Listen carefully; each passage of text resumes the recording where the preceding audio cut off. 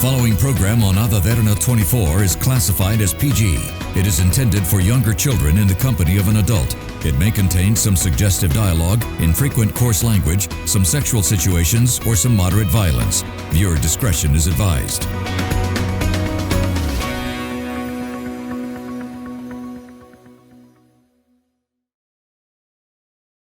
The following program contains opinions of the participants and does not reflect the views and beliefs of the Derana Media Network. The network believes in a safe space for all ideas to be expressed and on its duty to create such a platform for free speech. Viewer discretion is strictly advised.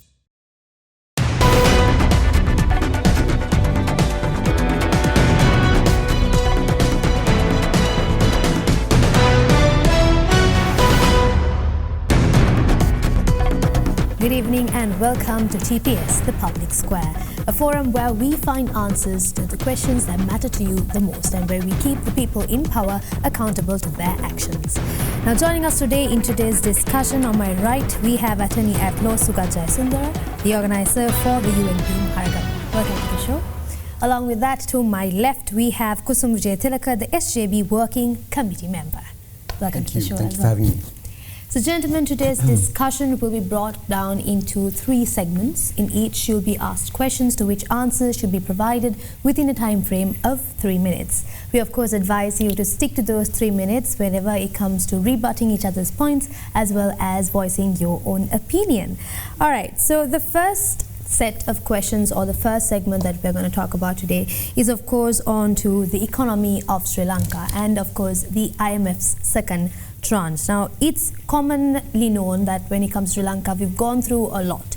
From COVID-19, the impacts on that on the economy, and now the IMF, the restructuring, the debt restructuring, and the adjustments that the public of the nation has to do to make sure that they have their livelihood saved throughout this economic crisis. Now, first and foremost, let's direct the first question towards Kusum Wijetilleke. On your opinion, and also from point of view from the SJB, do you think that the country currently is in the right path for economic development? Well, Sandra, your question is specific about economic development. So I think it's plainly clear we are in a deflationary point in our economic management. We are contracting the economy by design, that is to control inflation. So it's clearly not in the interest of development.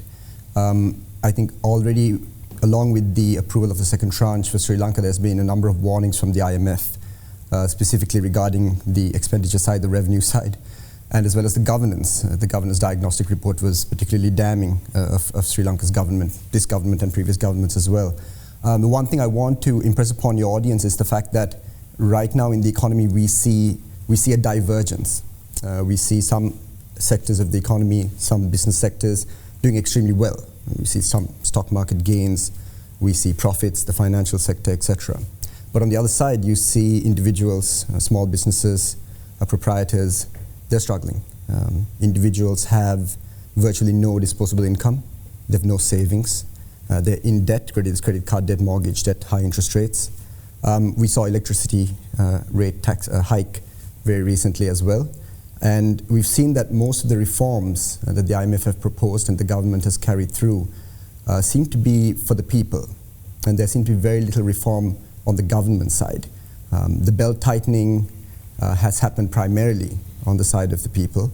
People being asked to make sacrifices, to basically forego certain things for their future. And at this point in time, I think everybody accepted that there's a need for reforms. I think one of the things that the opposition was very clear at the very beginning when the IMF program and some details of the IMF program were released, we were clear that the fiscal adjustment for 2025 or 2026 to get to this, the primary account surplus of 2.3% of GDP. I think Dr. Harshid Silva from the SJB mentioned it, the opposition leader mentioned it, that this fiscal adjustment is very quick. It's a very short space of time for this fiscal adjustment. We said the revenue benchmarks would be unrealistic, difficult to meet. Those things have already happened. We've not met the revenue marks that the IMF have set.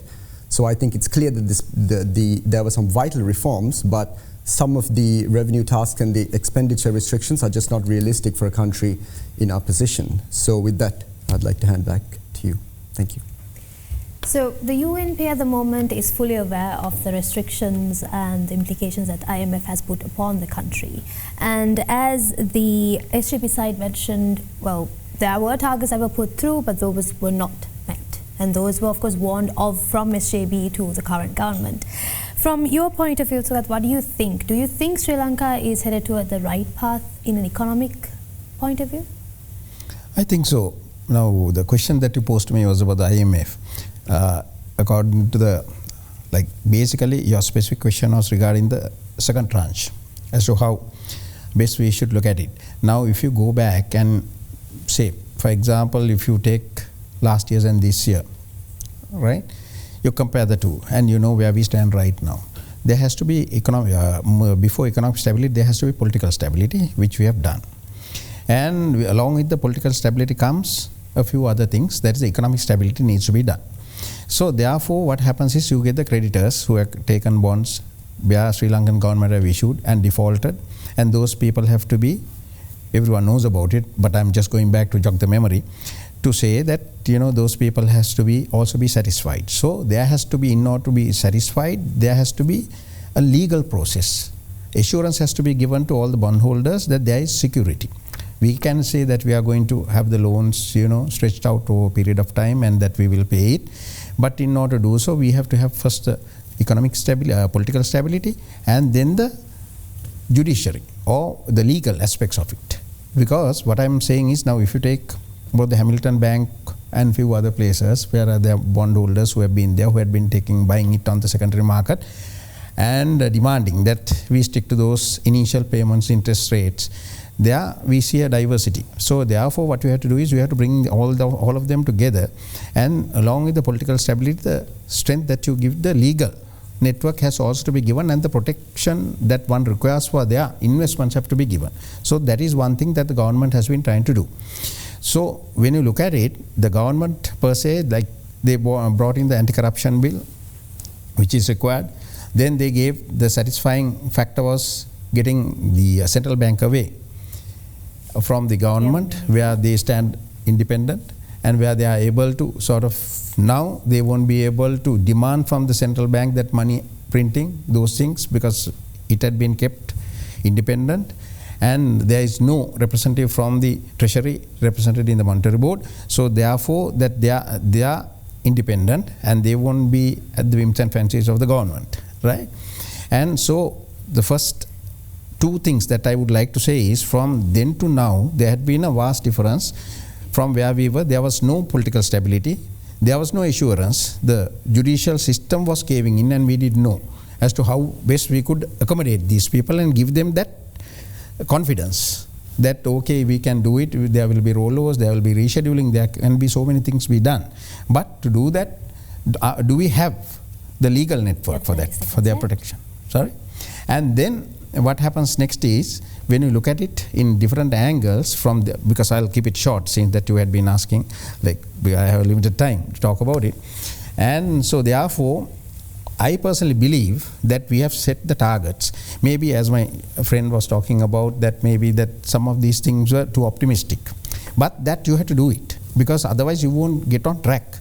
So these are things that we have been trying out, and we have satisfied most of it. And then there are a few drawbacks here and there, but those could be rectified. Those reforms are needed.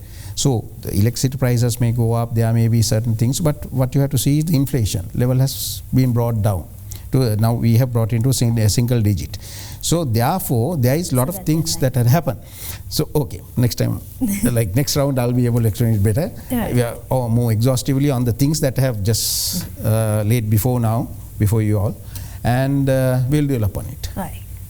So in terms of the IMF, since we're still on the topic of IMF, it was recommended by IMF that the state-owned enterprises currently under Sri Lanka were to be privatized. Correct. Now with this, along with the benefits of it, the efficiency improvements, the profit motives that could drive the efficiency improvement, and the overall betterment of workforce and whatnot, there comes another bag of externalities. When you turn a state-owned enterprise into a privatized organization, it becomes once again the profit motive that drives efficiency could now result in workers being paid less. because of this said profit motive. And there could be an argument that the state would now lose control over such state-owned enterprises. Does the current government have a way forward or any sort of control measures that they could put in place to avoid these negativities coming in, the negative externalities? Do we have a control for that? There is a control for it. But I would say that there are three ways of looking at it. First and foremost is the fact where we were trying to get the rescheduling of loans. Then the taxes. The government has a way of bringing the taxes or whatever that is required to build it up. And the third is a swap, debt to equity type of swap.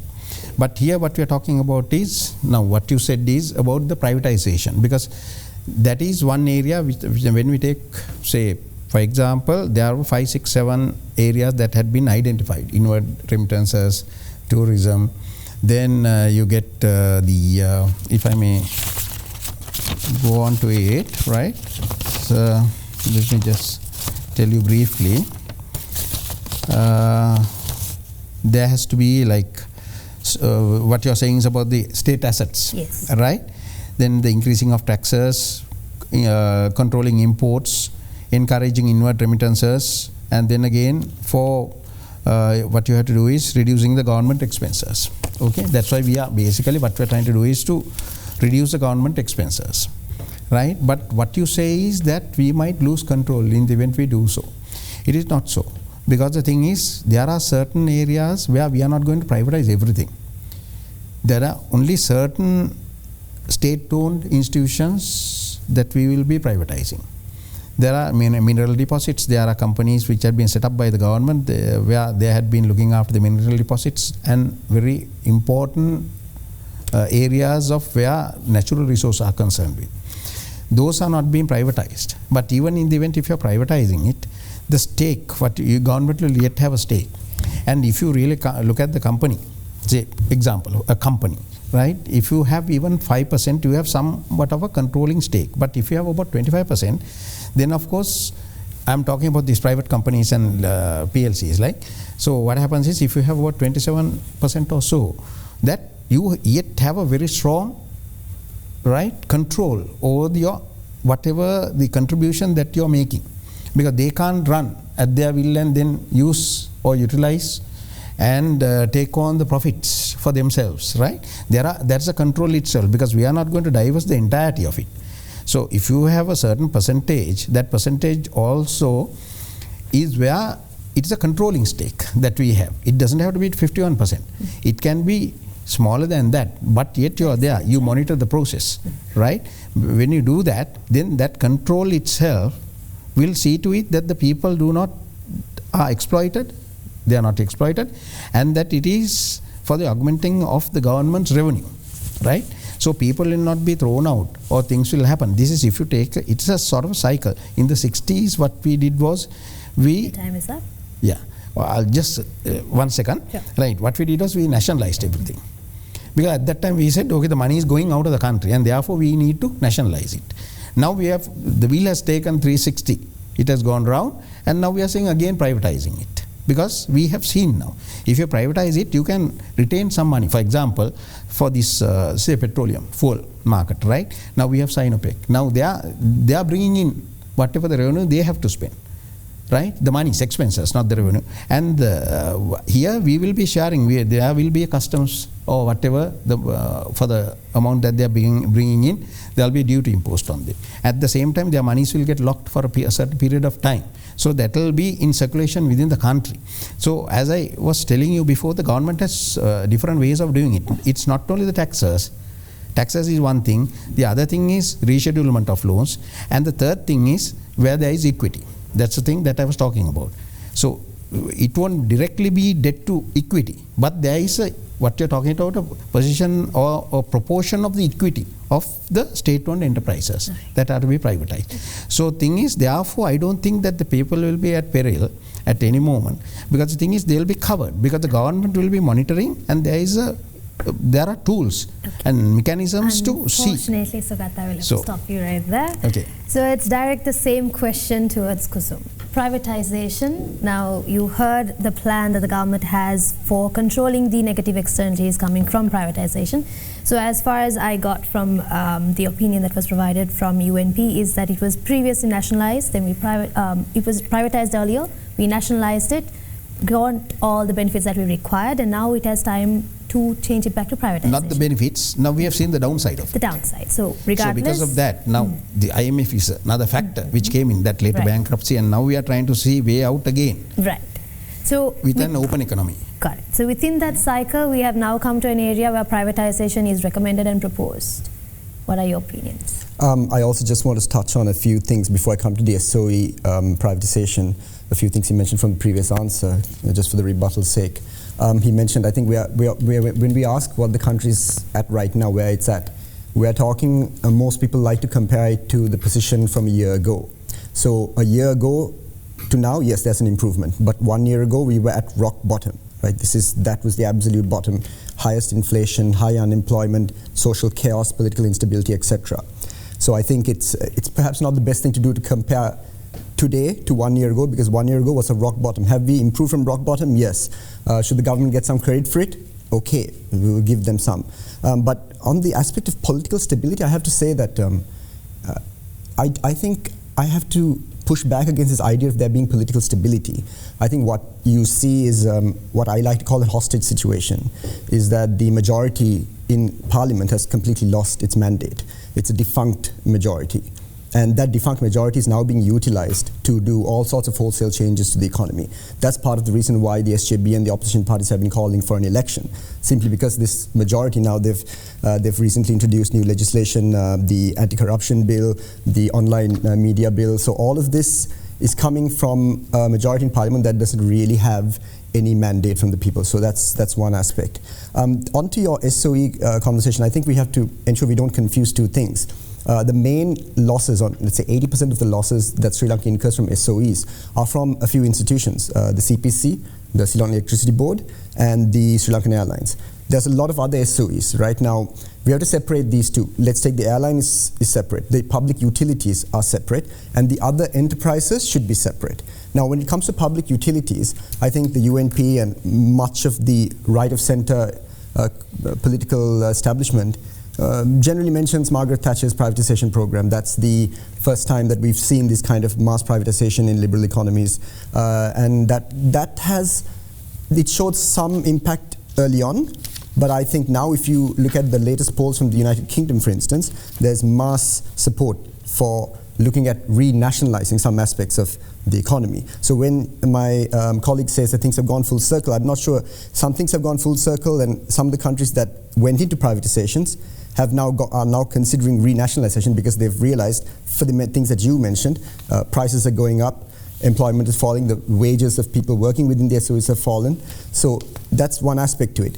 On SOEs, I wrote an article a few months ago, and I cited Professor Saul Estrin. And Professor Estrin is an emeritus professor of managerial economics and strategy, and the founding head of the department of the London School of Economics and Political Science. And he has done a study of looking at all the privatizations of state-owned enterprises from around the world in about 40 or 50 countries. And he sort of looked at a meta picture of what's happened. And the fact of the matter is that he even looked at India. And while India, from the 90s onwards, ever since they had the financial collapse in the mid-90s, they've been trying to privatize their SOEs. It's a very complicated process. And I'll come back to some of the basic facts that have come from 2 decades worth of privatization in my next segment. All right. Thank you. Okay. So, on to both of your opinions on to privatization as to whether or not it is a good thing, and we heard the plans of both ends on to the fallback plan if something actually goes wrong with the privatization. With that comes in the other conversation of trying to change the current part of economics in Sri Lanka, which is reliant on importation. We are trying to bring in an economy where we are no longer dependent on imports, but an economy that goes on and produces more exports that will bring in a lot of more GDP and revenue into the country. So I would like to send this question on to the importation and exportation of Sri Lanka to Kusum itself. What do you think, what sort of a plan would SJB have if they were in a point of power? what would be your stance and your approach to change Sri Lanka from an import-dependent country to an export-generating country? Yeah, there are two things. So what the Gotabaya Rajapaksa regime tried to do was they tried to go in for what's called a import substitution regime. Okay, import substitution regimes have failed throughout history. What Gotabaya Rajapaksa himself as president paid lip service to, and I think the current president has also paid lip service to, is export-oriented industrialization. So I think one of the critiques of the current economic policies is that there is a huge focus on the fiscal deficit. Now, the fiscal deficit is important. It's a huge driver of Sri Lanka's debt. But another key driver of Sri Lanka's debt is our trade balance and our trade deficit. What is the reason for the trade deficit? Is what you mentioned, is that we're simply importing too much and we're not exporting enough. Sri Lanka is essentially de-industrialized. Some such studies have shown that from the 90s onwards, our industrial capacity, our industrial base has actually reduced. Whereas all the countries in the Asian region that we exist in, and the East Asian tigers especially, they invested in industrialization. Vietnam, for instance, Vietnam had basically commodity-driven industries. Today, Vietnam produces personal computers, laptops, and they are of the highest technology in the world. If they had stuck to their comparative advantage, like most liberal economists believe countries should stick to their comparative advantage, produce what they're good at, well, Vietnam would not be in this position right now. So I think part of the fact of the matter is that even this government has still not laid forward an industrial policy. We want to join global production networks, but we have market pricing for energy. How will our industries survive if we are paying market price for energies while the products that we are competing with, produced in East Asian countries and other South Asian countries, those manufacturers, their energy is being subsidized, their workers are being subsidized. Sri Lanka right now is everything is about managing our cost. So in that sense, how are we going to compete with these products that are obviously cheaper from manufacturing outfits that are obviously more efficient? And I think if this government has still not understood that if we don't develop our export sector, we're not going to go very forward in this economy. All right, so sending the question off to Sudath as well. It's a 2-minute answer that is required. Now, as mentioned to you from the party of SJB, it is quite commonly known that Sri Lanka has to make the switch from an import-oriented nation to an export-oriented nation. Why haven't we done that? And do we have a plan to do that in the future? We have a plan to do that because we have seen that now when President went to China, we saw him getting involved, or rather getting into a pact with Huawei to set up the computer, make it Sri Lanka computer hub. There is one step that we have taken, and it's a giant step. And earlier also, he had been, proactive on this, the president. And he had always been telling the masses as well as the international community, it is not the tea, rubber, coconut that what you're talking about, or trying to base our imports on that, or exports rather. It is something we have to devise a new system, a new method. Otherwise we can't go up to 2048. Now we have given that by 2048, Sri Lanka will be a developed country, or maybe before. That's a benchmarking. So what happens is we have entered into a lot of free trade agreements, if you're asking, like getting entrepreneurs or other people, investors, for FDIs, foreign direct investments to come in because of free trade agreements, right? Now when they come over to Sri Lanka, they know that there is a way that they can market their products expansively in the other Western world, where there will be less, their pricing will be less than the others, and their product will be more competitive then, right? And people will have access to those. So thereby we generate a value over here as well, because we encourage investors to come in. So they come and they start their factories over here, and then from that we earn, right? The revenue comes to us. And similarly what happens is through international companies where we have been talking to them, liaising with them and encourage them to come over and set up factories over here. So we have not been sleeping. We have been actively involved in it. And when you talk about the mandate, I have to dispute on that, of course, because what happens is there was a mandate given. That mandate continues till 2025. So nothing has happened to it. The people have elected for 5 years the government. The presidency has changed. The government stays on. So the thing is, there will be an election in 2025, not before that. So there is a mandate. So with that mandate only, that UNP is working together with the present government. Now on to the election and the mandate. I think we have a separate segment that we have planned for the both of you to get your opinions. But for now, this ends the first segment that we have for TPS. We'll be back after a short break.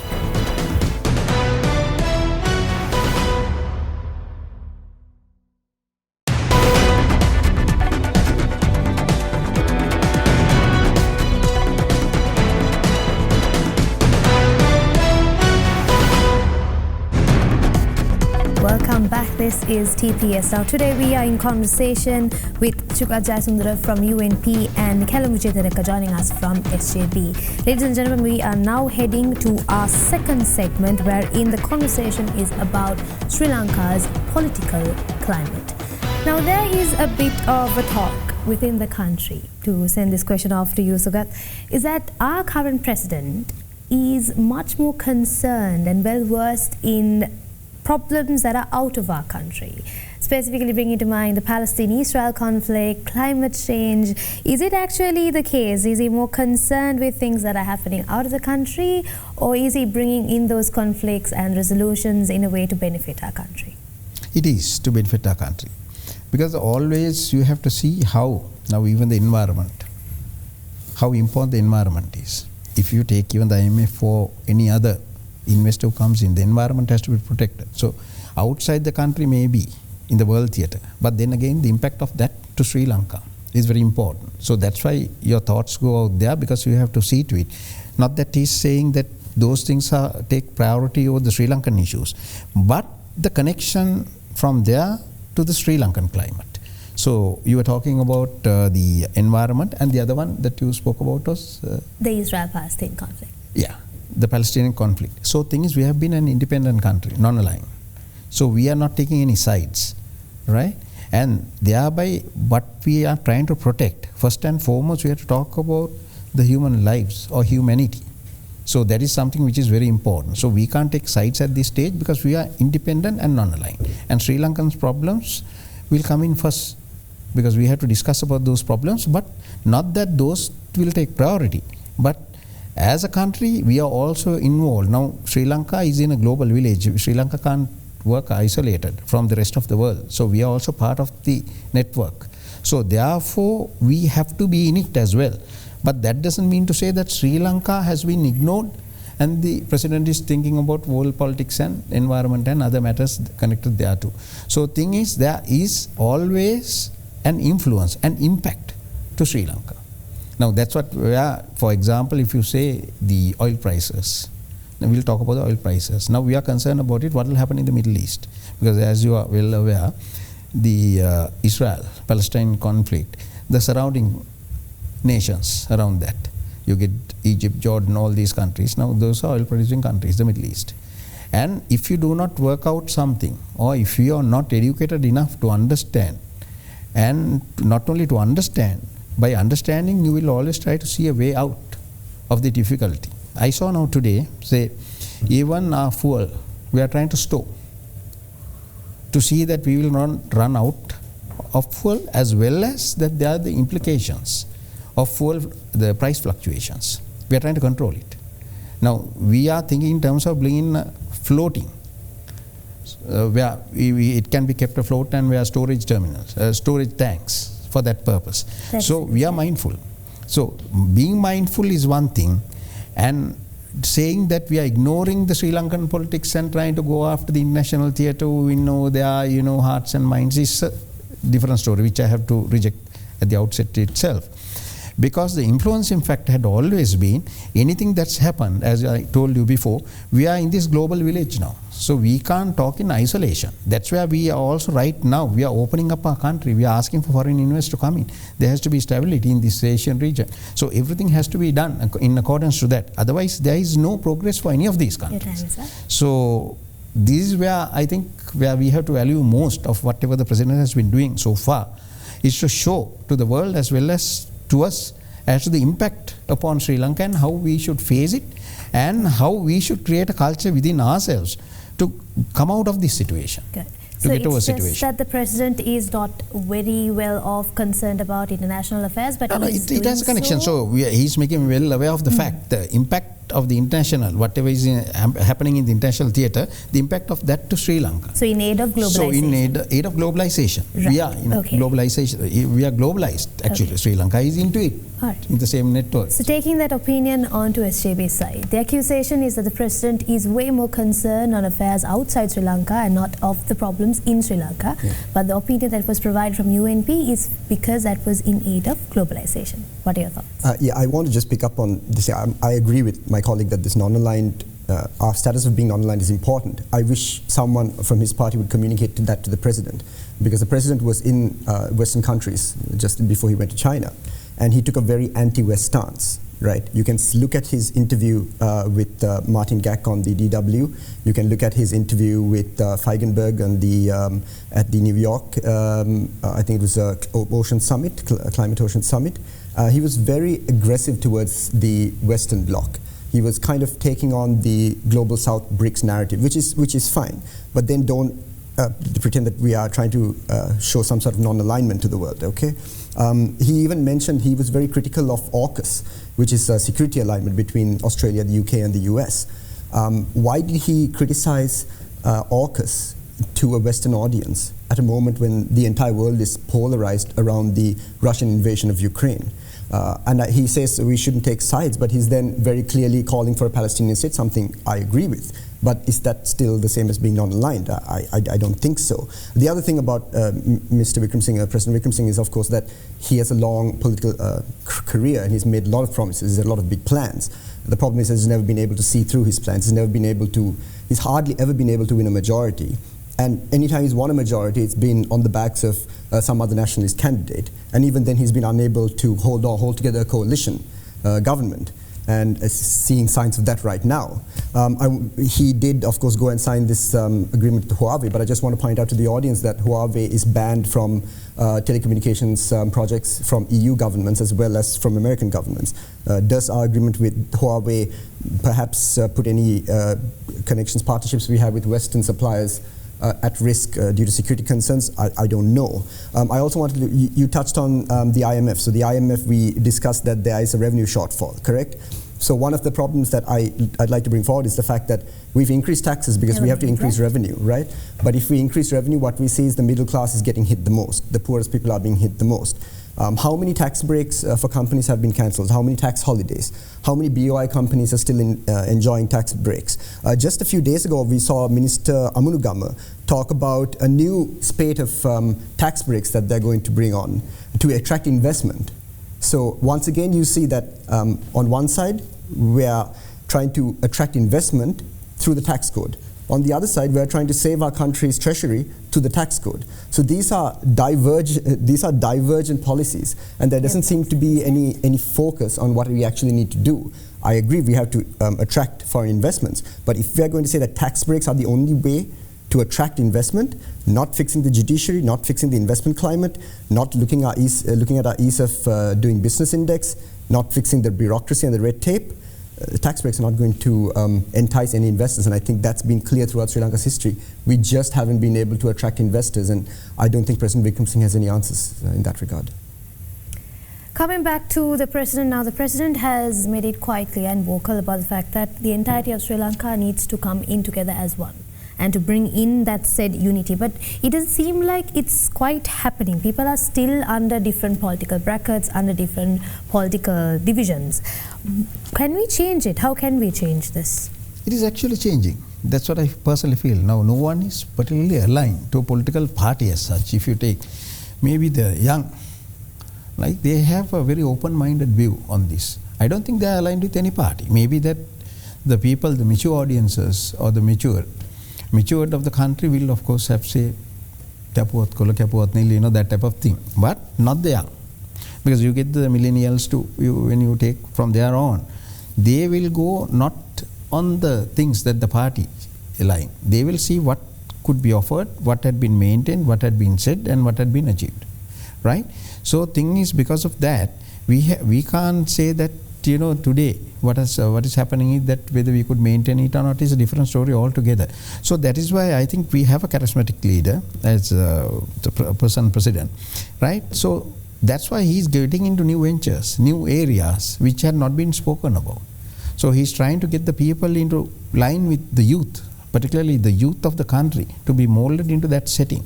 Education system, that is one thing which we have been far behind, and we have not been able to compete.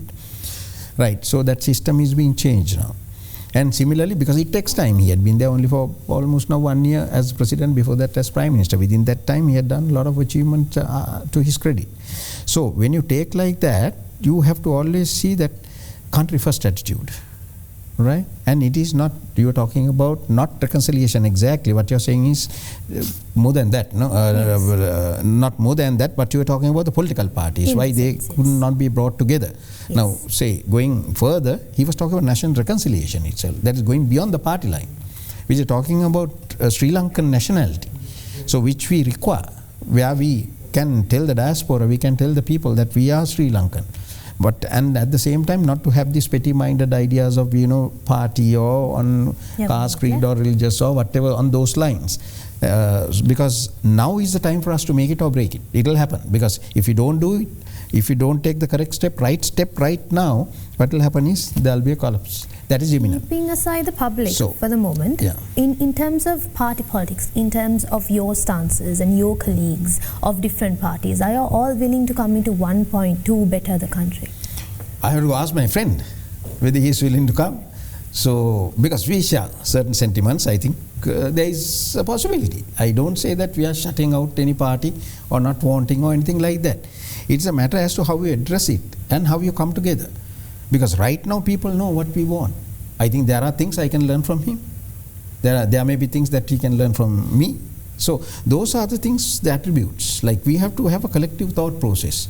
And here, because at this stage I think, yes, all parties should come together. That's a very salient thing which we should do, and no one should shut it. Because they should be encouraged, we should come together on board and then try to do it. So not to, have a fractured thing, on party politics and things like that. So togetherness is the most important thing. Political division or political collaboration? What are your thoughts? I agree. There's a lot I can learn from my esteemed colleague. He said he doesn't think that people are interested in party politics. I don't know. I think we should have an election to find out. I think we can speculate on what the people want all be like. We can spend an hour here doing that. That's not helpful. We should have an election. We should have had an election last year. That's a fact of the matter. He also mentioned the government's mandate went on, only the president's mandate was lost. I think when the people took to the streets in 2022, they were just as angry at the president's enablers, Gotabaya Rajapaksa's enablers in the SLPP, as much as they were angry at the president himself singularly. I think it's also convenient that this rhetoric about all 225, all political parties, all of this is coming from those political parties that have been completely destroyed at the polls, that have lost their mandate, that have been shown that they haven't been able to provide any answers in their past record of being in government. So I think that's it. So it's always, we heard the president himself at the UNP convention talk about this, how people are moved away from parties. People definitely moved away from the UNP. I have to tell the audience, for the benefit of the audience, I'm a lifetime UNP voter. Have you voted for the UNP in every single election except for the last one? I'm what you would call a disenchanted UNPer. I've seen, I think if you want to see what Sri Lanka would be like under an extended period under Mr. Wickremesinghe's control, just take a look at the UNP. Just look at the trajectory from the UNP from the time of Jaya Jayawardena, Ranasinghe Premadasa, and then take a look at the UNP under President Wickremesinghe, Prime Minister Wickremesinghe, leader of the opposition, right? There was a mass exodus from the party. Why? Because everybody lost faith in the leader. Have people suddenly found faith in the leader? Not the people that left the party. The opposition has, the SLPP at the time. The people that had said, called Mr. Wickremesinghe every name under the sun are now saying that he is the only man for the job. So I think the audience, I'll leave it up to them to figure that out. Whether people have rejected party politics or not, when push comes to shove, I think when they look at the polls next year and they look at the political parties and they look at the personalities, Charisma is one thing. I think my colleague mentioned that Mr. Wickremesinghe is a charismatic leader. I have to disagree profusely. I think charisma is perhaps the least of his strengths. At the end of the day, when you look at the SJB, when you look at our economic policy team, when you look at our leader, when you look at most of the members of the SJB, I think most people will place their trust in the SJB. I think there was a clear movement towards something that is a little more rational, a little more moderate. The SJB is definitely the most moderate party there right now. The UNP, as I said, I was a supporter of the UNP growing up, and even until the last election. The problem is that the UNP shifted further and further to the right of the center. The SJB completely lost its nationalist outlook. The SJB couldn't win a vote in some areas of the country, right? And that's a very big problem. If you look at the certain electorates that the UNP used to win in the 70s and the 80s, they're completely gone. And they're not going to come back to certainly under Mr. Wickremesinghe's leadership. We've seen him fail over and over again to handle a coalition and to build a majority. So I think that when it comes time for an election, I think most of the political establishment is in for a rude awakening, because at the end of the day, we know that the parties in power right now are only there because of electoral maneuvering. They're not there within people's mandate. And I think the people are waiting, because an election is like a pressure valve. You release the pressure valve so people can get out their frustrations. And how they do that is by exercising their franchise, their sacred franchise. And I look forward to the day when Sri Lankans can once again exercise that sacred franchise. Moving from political stability of Sri Lanka for the economic stance in Sri Lanka, our next segment is on the elections within Sri Lanka. We'll be back after a very short commercial break. This is TPS.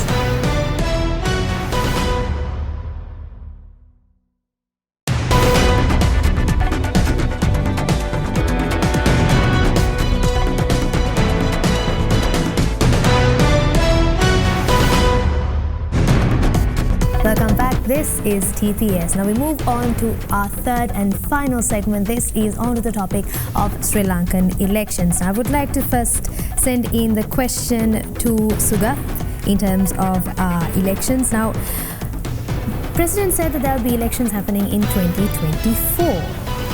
But then comes in the problem saying that, okay, there was conversation saying that Sri Lanka, the government does not have enough money for elections, but then now we have conversations saying that no, we are having elections in 2024.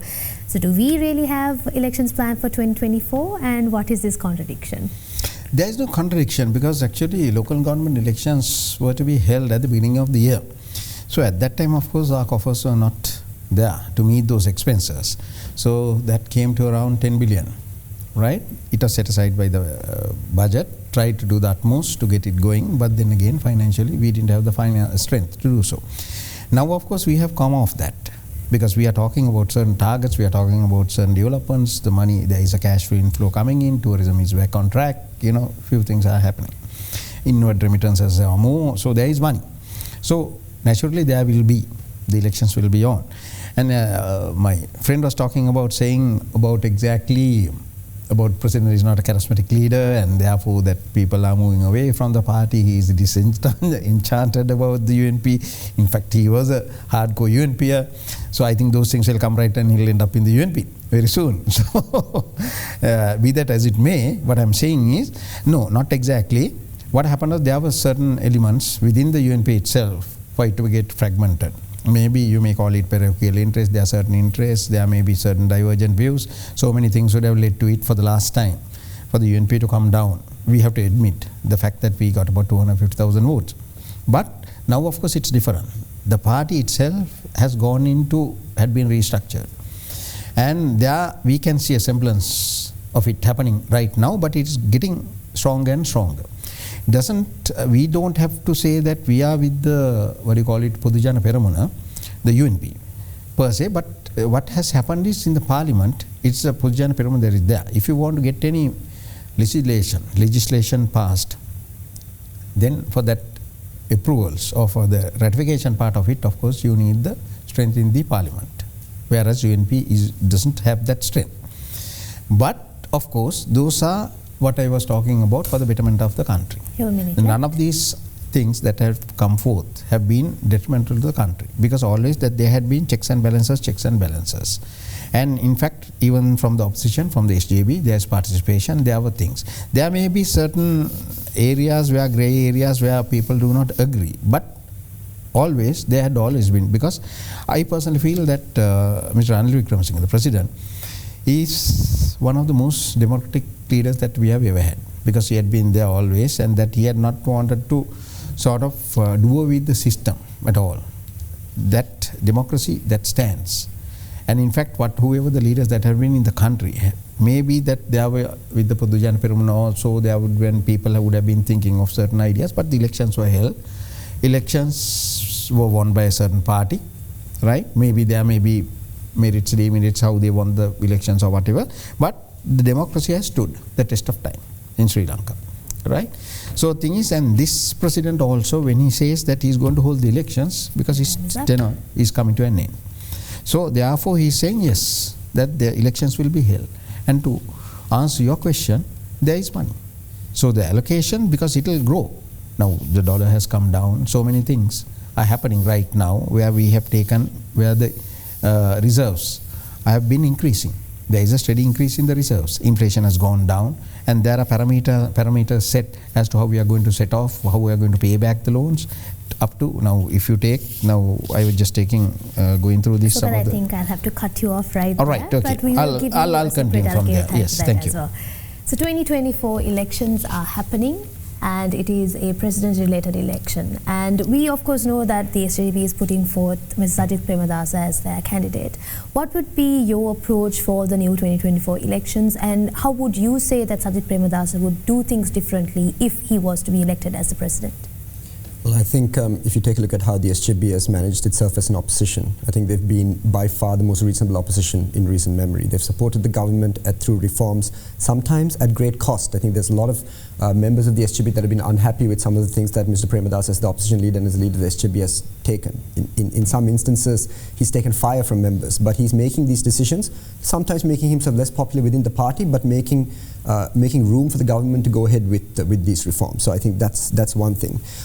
I think the other thing is that the election can't come soon enough. I think we remember President Wickremesinghe's uncle Jayawardena in 1977 with his liberalization package. But in 1982 there was a referendum to reject the elections, and we saw that thereafter there was violence in the country. Now, just a few days ago, there was a protest in Panadura, I believe, about the electricity hike. There was a minor hartal in the north and the east just a couple of days ago regarding settlements on the public lands and the threat to the member of the magistrates court for a northern district. So we can see that there is frustration building. And the fact of the matter is that Sri Lanka has both a governance deficit and a justice deficit. Right, so we can see this all over. The Minister Kehelia Rambukwella, the entire health sector has collapsed. Right, there is immunoglobulin batch that's coming that no one even can trace. Okay, this is the state of our health sector. But the government, this parliamentary majority that my colleague thinks has a mandate, rejected the no confidence motion against Kehelia Rambukwella. Today we see a cabinet reshuffle. And that same minister has been allocated a new cabinet ministry. So this is how Mr. Wickremesinghe is going to do things differently. I also want to point out that if the UNP is trying to do things differently, how come at the party convention a few days ago, we had the same old faces from the last UNP period in government? We had Mr. Wickremesinghe himself, we had Mr. Sagar Ratnayaka, long-time associate of Mr. Wickremesinghe, we had Akhlek Viraj Karivasam, and we had Mr. Ravi Karunanayaka. Yeah, and one of the themes of the convention was anti-corruption. And I don't think I need to tell your audience that Mr. Ravi Karunanayaka and some other members of the UNP have been implicated in mass corruption, right? So in that case, how can young voters, especially youth, people like myself, come back to the UNP? It's not even open to question. The UNP has not changed. The fact of the matter is, Mr. Wickremesinghe has held on to power in the UNP the same way he's holding on to power in the presidency right now, through political maneuvering and back channels. It's a basic fact. So I hope he sticks to his word. My colleague said that Mr. Wickremesinghe is a lover of democracy, and essentially we always thought of Mr. Wickremesinghe as a liberal. But when you think of the anti-terrorism bill, when you think of the online safety bill, when you think of the high security zones bill, I don't think these are things that a liberal does. I don't think these are things that someone that loves democracy does. I mean, they ran this huge farce about not being able to fund the elections. Right? When was the last time you remember a local government election being postponed? That was the Yahapalne period. Do you remember why? It's because the government was struggling. Why did the UNP lose the 2018 local government election? Not just lose, they were demolished. They were destroyed. Why? Because it was before the Easter attacks. It was before Gotabaya Rajapaksa announced his candidacy. It was before Sajith Premadasa took the dissidents and walked out of the UNP. It was because the UNP was failing the country and failing the economy. The Yahapalaniya tenure was a failure. Simple as that. So I'm sorry that the UNP has to do a lot more than simply bring out Ravi Karunanaike and Akliviraj Karivasam at its convention to convince people that they've changed and that they're going to do things differently. And I think the voters will remember that. All right. So, gentlemen, stances on the partisan election is as such. We have one final question for the both of you. Unfortunately, as we have a bit of a time constraint, we have 2 minutes each for the next question. Now, today we discussed on to the economic stability, the political stability or instability, and the whole IMF deal. Now, end of the day, what the people of the country look into or feel is the economic stability or the instability. At the moment, Sri Lanka's GDP is at a negative stance. Our imports are way higher than our exports and we are facing a trade deficit. Now, different different parties under different regimes have mentioned, okay, we're going to fix this around. The opposition may say, no, this is how we will do it, while the current government say, no, this is what we are doing. But from the both of you in general, could we have a concrete and a solid plan that can be put forth right now for the benefit of the people onto how this GDP stance, a negative GDP stance, could be changed into a positive aspect and how we can get out of this impending trade deficit? I would like to send the first option to answer to Mr. Sudath.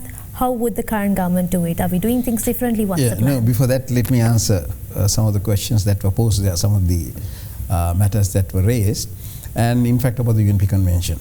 And the UNP Convention, of course, those are the people... Just to interrupt, could we do that during the closing remark? Because there will be time given both for... Yes, both of you all will be getting a closing remark. Okay. For now, the last question. Because I have to say that those are the people who are in the seniors are there, but they have opened up for us. Now people like us are there. So thing is that those faces may be there, but okay. Let me keep it for the closing remarks and then start off with where you ended. Now, actually, that's a progressive area line that has been taken up. That's what I was just where I ended before. Now, if you take the finished goods and as you're well aware of the fact, I don't want to sort of and the services, that's the GDP. Now, what they say is between 2027 and 2032, right? This is about paying back, right? What they are saying is that the rollovers and annual borrowings will be limited to 13.5% of the GDP. Then the foreign debt service should not exceed 4.5%, right? So now this stance had been taken. Now we are working towards this. Now earlier what you said that there was a difficulty, now we are in a negative state. But we have predicted that the result development will be a plus, right? So during Chandrika Kumaratunga, President Chandrika Kumaratunga period time also, there was a negative factor where the UNP came. Then again, Mr. Ranil Wickremesinghe was a driving force there. We made it negative, positive. And similarly, now we have faith in whoever, whatever it may be. Like even my friend was also talking about Sajith Premadasa, how best he is trying to do for the country. But there may be certain people who will not echo the same sort of sentiments what he is saying. There will be differences. But yet he stands on. And he is trying to do something for the country. I will not deny. So similarly, President Wickremesinghe, right? If you take, there may be the dissidents, he was so-called dissident that he walked out, didn't want to stand with him, and maybe that's what happened. And that may be the very reason why the country is in this situation. If they were all together, if the UNP was together, I contested myself the last elections, I know we would have been forced to reckon. Your time is up. Right? And this peril or this predicament, we wouldn't have faced because we would have been there and we would have managed the elections as well. Unfortunately, this is what happened. So, but now what I'm saying is, you can take from me that this time, whatever the milestones that had been laid will be achieved. The timing may be here and there, maybe a month or two away, but those milestones will be reached. Posing the same question to Callum. GDP is Kusum, the GDP is negative. What are your thoughts on it and what's the plan to get out of it? Yeah, the GDP is negative, like I said, by design. I mean, this is the plan. The plan of the IMF is to see a contraction this year and maybe a minor contraction for the first half of next year and maybe a slight growth at the end of next year. So this is the plan. It's going according to plan. Now, I want to point out that the IMF program, the way that the media and the narrative is shaping it, it feels like the IMF have come and given us a program. That's not how it works. We invite the IMF And we tell them, we give them our plan to reach debt sustainability. Okay? The IMF looks at that and then makes adjustments, and that's how you come to an agreement. So this current state that the Sri Lankan economy is in is due to the plan that the government gave the IMF. And the IMF made these adjustments and agreed to it. So whatever tax structure right now, if you look at the tax structure, the highest tax rate is in the mid-30s. That's not the highest tax structure in most other parts of the world. The highest marginal tax in some East Asian economies goes up to the mid-40%. Okay? Someone earning 350,000 rupees a month is roughly paying the same amount of tax as someone who can earn a few million rupees a month. Okay? Corporate tax is also again in the mid-30s. Were there any windfall taxes? You know, during the Gotabaya Rajapaksa regime, with the tax cuts, a lot of companies, a lot of industries, a lot of large conglomerates got major tax benefits, windfall profits. Did this current government go after those windfall profits? Did they look at that? No. The people that made the money are allowed to still keep making money.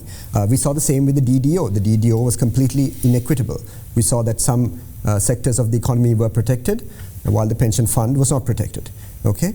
Coming on to the question, I think SOEs is also important. So I just want to point out that there were privatization failures from the 1980s and the 90s meant that countries needed more emphasis in policy making to create the preconditions for successful privatization. Have you seen any changes to the governance structures? Have you seen a better regulatory and institutional framework being introduced? No. We're talking about privatizing SOEs. What happened the last time we privatized SOEs? A few businessmen got very rich. That's what happens when you privatize natural monopolies.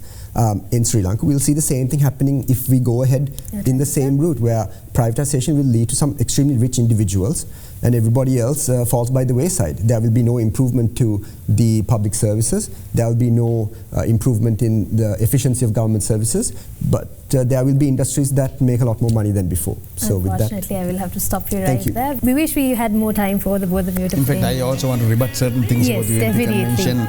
But one small remark, when it was referred to Mr. Ravi Karnanayake, I have to say that he was not convicted of any charges. So that I have to clear there. I think that could be another discussion for another day. Maybe we can have the both of you gentlemen back here on the show to go ahead with the opinions and the rebuts. But for now, thank you so much for joining in. And once again, we would like to thank on my right Attorney at Law Sudath Jayasundara, organizer for the UNP Maharagama, for joining the show, and of course for Kusum Wijetilleke, the SGB Working Committee member, who have joined the show as well. Thank you so much, gentlemen. And of course to our dear viewers, there was a closing remark that we had planned and much more to be debated upon, but we have unfortunately run out of time. Let's meet again on another TPS with two individuals to debate on the questions that you need answers for. This was TPS.